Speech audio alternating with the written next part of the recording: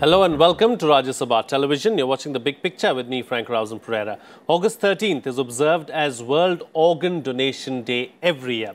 The purpose of the celebration is loud and clear: to promote organ donation for those who are in need of them. In India alone, lakhs of people die each year because of organ failure. Such people could live to see a new day if only people with healthy organs could go ahead and donate their organs. There are many organs which can be donated after death. Donated organs can be life-changing for thousands of people in need all across the world. World Organ Donation Day 2018 promotes the need for organ donation around the country and the need to spread awareness of the same. The main objective lies in the removing the taboo, of course, around organ donation. On this edition of The Big Picture, we will look at the state of organ donation in the country. Joining me on the program today are Dr. Vasanthi Ramesh, Director, National Organ and Tissue Transplant Organization; Dr. Munneet Kaur Sahi, Program Manager, Mohan Foundation; Dr. Anup Kumar, Head, Department of Urology and Renal Transplants of Tarjang Hospital; and Sumit Singh, organ recipient. Thank you to all my guests for joining me on this edition of The Big Picture. Dr. Vasanthi Ramesh, let me start with you first, and let's try and put into perspective what is the state of organ donation in the country. See, today we need roughly about 2 lakh kidneys every year, when in fact we get only about 8 to 10,000. So you can see the large gap between the demand and the supply. The number of people who could continue to live if only there were enough donors, and particularly if cadaveric donors can be increased. I mean, every individual could contribute 2 kidneys in the case of a cadaver donor. So from one individual, 2 people can survive by virtue of receiving kidneys. And similarly, about 2 lakh patients die due to liver failure. Of them, at least 10 to 15% can survive if they could undergo a liver transplant. So the need is about, say, 25 to 30,000, but in actuality, we have only about 1,800 to 2,000 liver transplants being done. And similarly, for heart, the gap is far wider. So the requirement is roughly about 50,000, when in actuality we are able to transplant about 300 to 350, not more. So this is one thing which has to be exclusively cadaver, because nobody can donate their heart when alive. And cornea, about 1 lakh of corneas are required every year, whereas only about 25,000 are being done.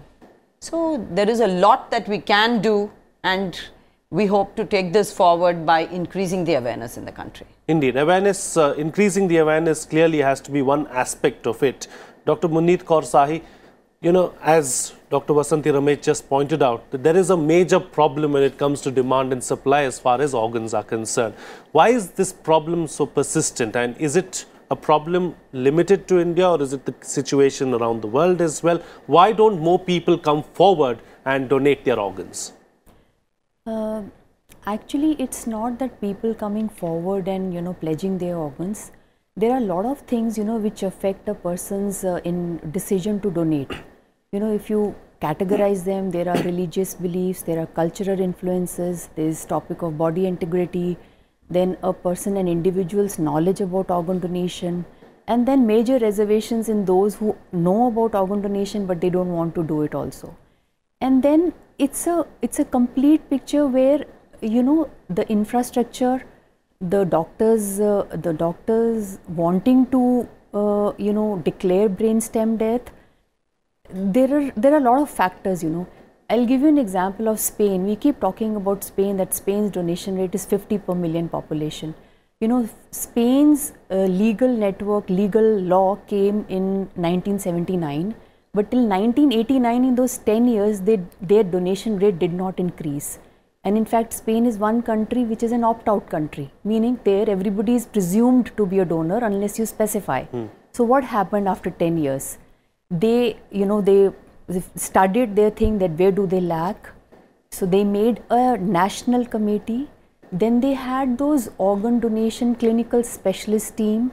They made it mandatory for every healthcare personnel to undergo training, mandatory trainings. They used to audit brain deaths. I think all these factors combined with a lack of awareness, yes, would pave a way for a better India, for a better organ donation rate. I mean, 2011 when Mohan Foundation started its chapter in Delhi, although we are a 20-year-old organization, we started in 1997 in Chennai, the donation rate was just 0.26. But now in 2018, it is 0.80 estimated. I'm just talking about estimated. So a lot of things are happening, and we are on this dais talking about organ donation, which I feel about 5-6 years back, it was a taboo subject. So things are changing. Yes, things are changing. And definitely. Things are changing for the better. Yes. How do we amplify this rate of changing times, Dr.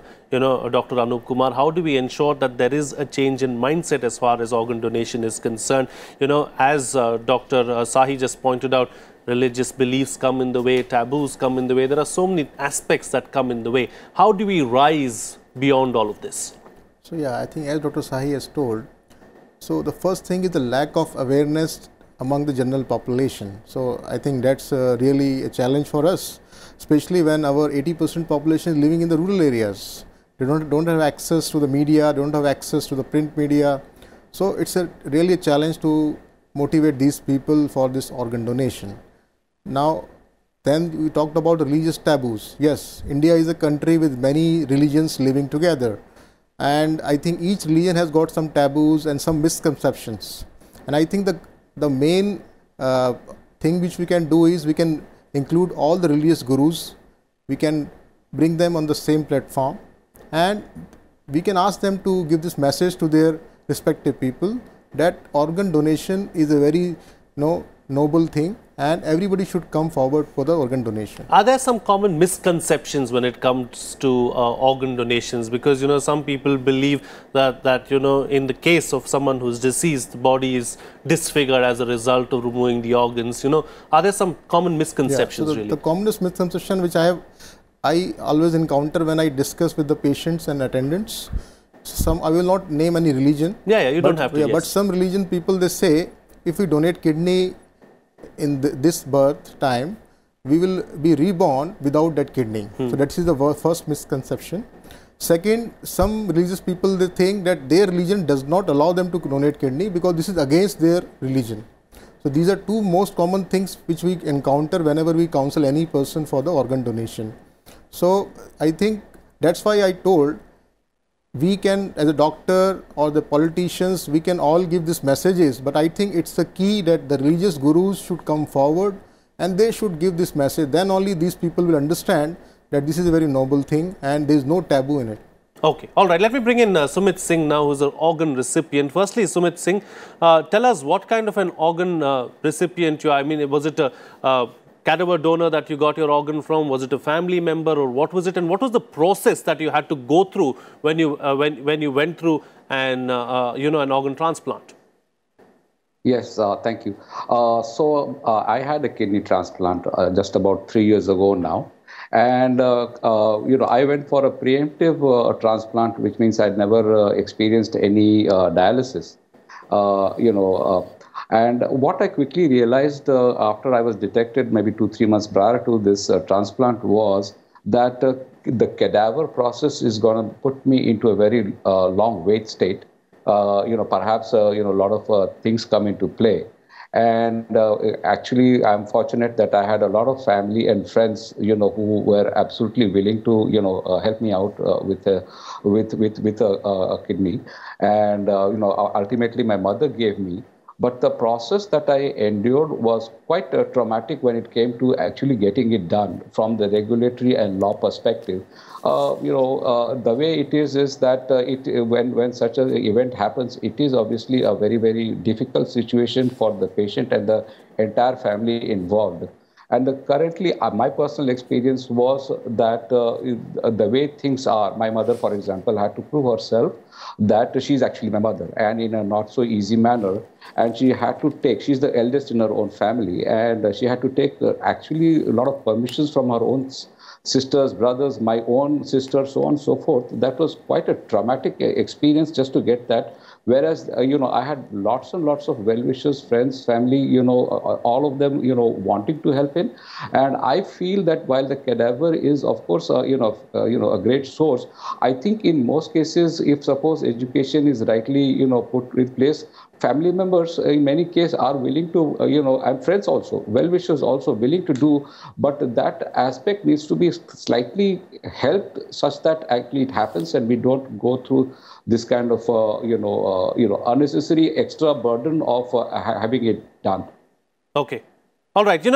Just taking cue from what Sumit Singh has just said, Dr. Ramesh, let's try and put into perspective what are the different kinds of donors that are available so that the viewers can understand exactly what are the kind of donors that can be there out there. See, the government's aim is to promote transplant, and therefore now they have increased the number of people among relatives who can become donors.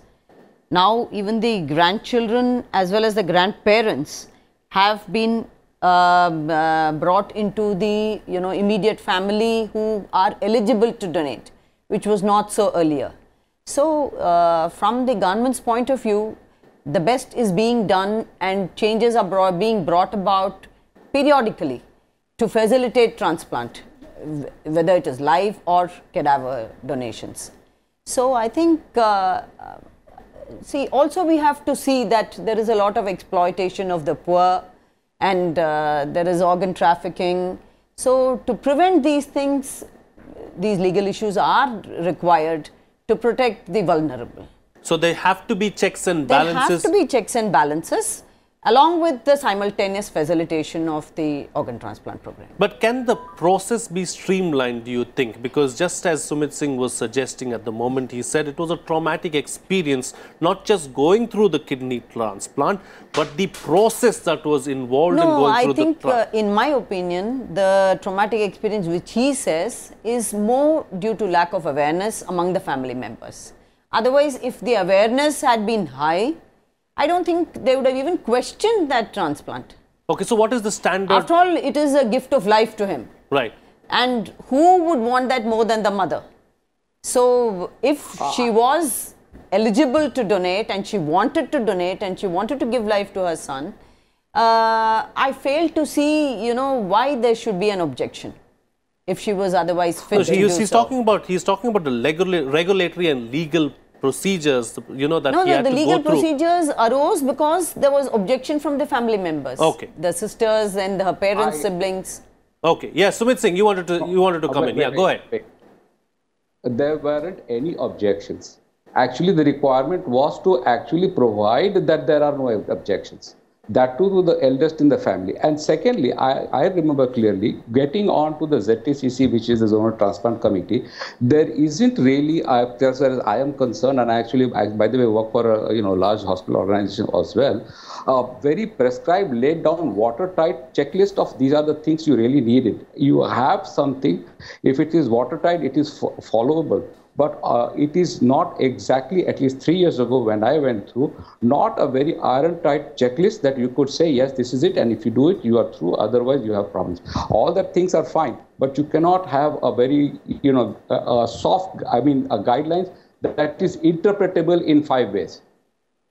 Okay, it has to be spelled out clearly is what you're suggesting. There should not be any ambiguity. Let's move on from there now. Let me bring in Muneet Kaur Sahi now into the picture. Doctor, as far as the types of donations are concerned, what are the kind of organs that can be donated, who can donate and when? Yes, Dr. Vasanti said, she was talking about living donation. So that's one kind of donor, that one living person donating to another, and the example is Sumit Singh. So in that you can donate a part of liver, because liver is an organ, which regenerates. So you can donate one lobe. And second is kidneys, because you have two, you can do with one. The other type is who can donate. She's also said, according to the law, that you can siblings, spouse, grandparents, parents, children, and none other. These are living related. And we also have another category which is called as unrelated, or relation which are not related, in which aunts, uncle, and even friends. But for that kind of a transplant, you need a NOC from the state authority in which the transplant is going to happen.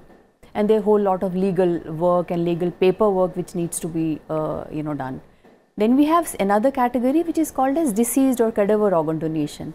In that you can donate almost every tissue and organ of the body. In fact, one individual can donate about 47 organs and tissues if you count them, and that only happens after brain stem death. And that's what we are talking about, India's organ donation rate, and that's where we all talk about awareness level going down. We are all talking about hospitals, surgeons, everybody's work, what they need to do to increase that rate. Because personally, if you ask me, why should a living healthy person donate? The mother wanted to donate because she loved her son and she wanted to save him. But what about the people who are dying? We are burying and burning their organs. What for? We don't say yes then to organ donation. That's the answer actually. So what is the process if someone wants to donate his or her organs? What is the process that one needs to follow? The process about pledging one's organ? Pledging. Pledging one's organ. Okay, there are many ways you can pledge. We have a site, online site on Noto. You can register yourself in that. You can, they would give you a standard mail ID in which you get this confirmation. You can download your Noto card, organ donor card. Then you have our Mohan Foundation website. You can do online pledging there also. You fill in all your details and the confirmation link comes on your mail ID. You can download your card. Or we have Form 7, which is form of Transplantation of Human Organs Act, which is an organ and tissue pledging form. You take out a hard copy, you fill in the details, and you take witness signature of the family. You can post it to Noto. The office is in 4th floor, Safdarjung Hospital, and you get your donor card. So these are many ways in which you can pledge, online, hard copy, carrying your donor card. These are all ways of pledging one's organ. All right, taking the discussion forward now, Dr. Anup Kumar, what is India's legal position when it comes to organ donation? So I think it's a very good question. Many of the doctors, forget about the patients. Doctors are even afraid of going for this cadaveric donation because they're not aware about these laws. India has got a very sound law. We started in 1994 and amended in 2008, and now 2011, and now we have got 2014, the revised rules. So we have very good legal support to all of this cadaveric donation which we are just discussing right now. So just to take this further, we were discussing live donors and the cadaveric donors. I just want to highlight one more thing. The cadaver donors are of two types. One is donation after brain death and donation after cardiac death. So again, the donation after brain death means the patient brain has stopped functioning and the heart is still beating. That's the phase in which we retrieve the organs. And DCD is when even the heart has stopped, and then in that case we cannot take out the heart, but other organs we can take out. So who is to declare a person brain dead if the person's organs have to be used? So as per the legal requirements, we have formed a brain stem certification committee. Now this committee in each state, the medical education department, they are the one who constitute this committee, in which normally they include the doctors from the government hospitals, but in some states where the government hospitals do not have the super specialists like the neurologists, neurosurgeons or cardiologists, intensivists, so they can include from the private hospitals also. So this committee consists of mandatory one physician, neurologist or neurosurgeon or a cardiologist and intensivist. So two of these out of these three, they have to confirm this brainstem death once and they again do a battery of tests 6 hours later and again certify the same thing. So as per the legal requirements, it has to be done twice to be recorded on the documents and signed. Once you have done that, only then you can declare that patient as brainstem death, and then you can ask for the organ donation and you can continue for the retrieval process. All right, let me go across now to Sumit Singh. You've been given a chance, a second chance, a gift of life really from your mother, so as to ensure more people come forward and pledge their organs. What do you believe needs to be done so that more people take to it? I think, the esteemed panel over here has made some great suggestions. I think, the cadaver way is the way to go. And we have to, of course, increase the awareness of it. But the frank realities are the gap is not being met as such at this point of time in our nation. And so the awareness campaigns that are being run, the donor campaigns that are being run, other campaigns that are such as highlighting the life of both sometimes live donors as well as the transplant patients post that has to be highlighted in a larger way, so that people understand that it is much productive for both if it is a live donor as well as the recipient.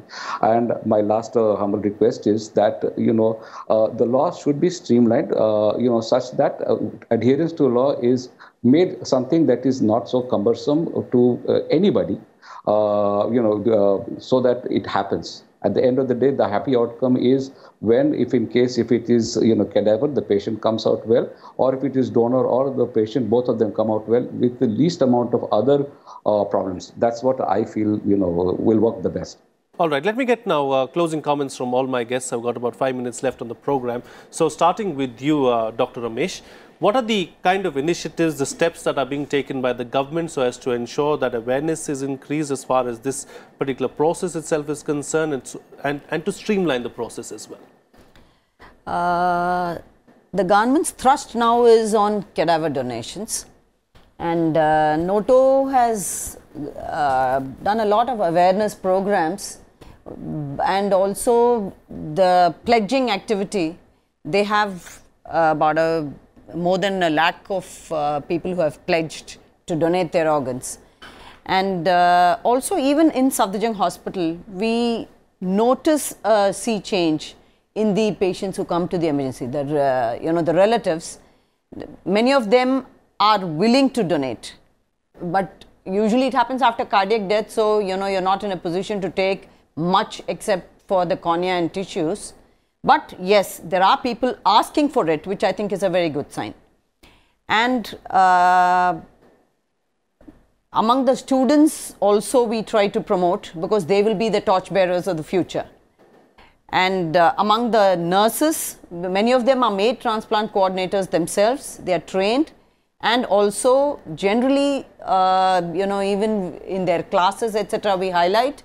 And similarly, whenever there's any program, the entire set of people, not only the doctors, the nurses, the students, the class 3, class 4, everybody is involved in all these programs, and they by word of mouth also carry it far and wide.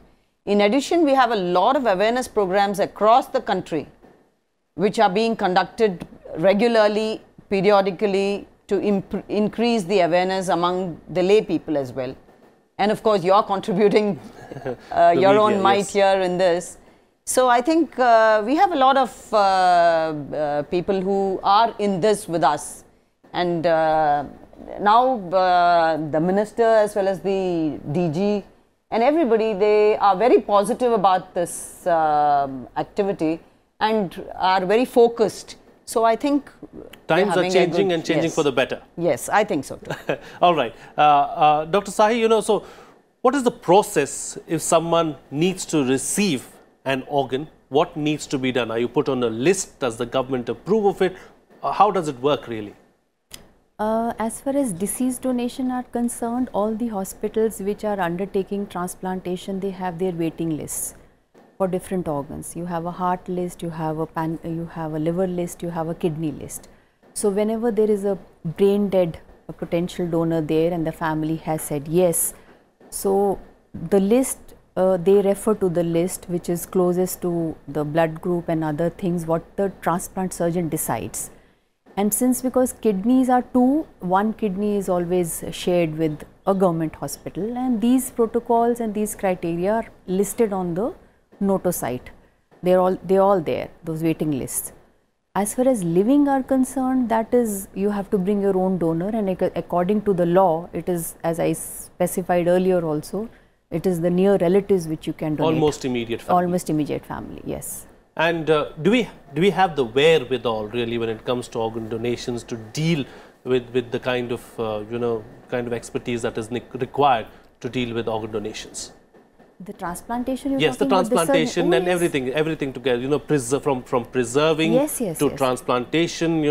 like Dr. Ramesh was pointing out earlier in the program, 2 lakh kidneys, I think is what you said in a year is what we require. If we do get 2 lakh kidneys, do we have the wherewithal to deal with that kind of a supply? The demand is so, I think we cannot preserve organs.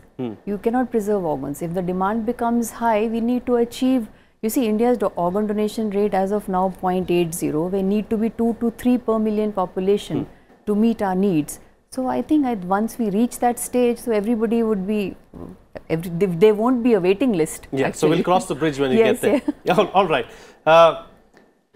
Dr. Anup Kumar, what are the biggest challenges when it comes to organ donation, and how do we surpass some of these challenges? I would like to sum up right now that you were asking about capacity building. This is what we were asking earlier. So we have a 360-day approach to follow. The first one will be to have the awareness amongst the general population. This is number one.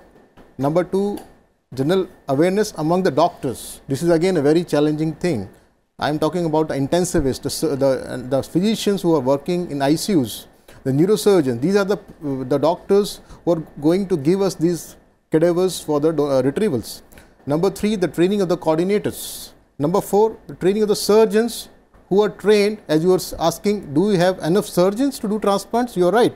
Right now, we have to do this capacity building. Our surgeons are not trained enough to do the retrievals in the cadavers. So we have to train them. This activity is also being done along with NOTO.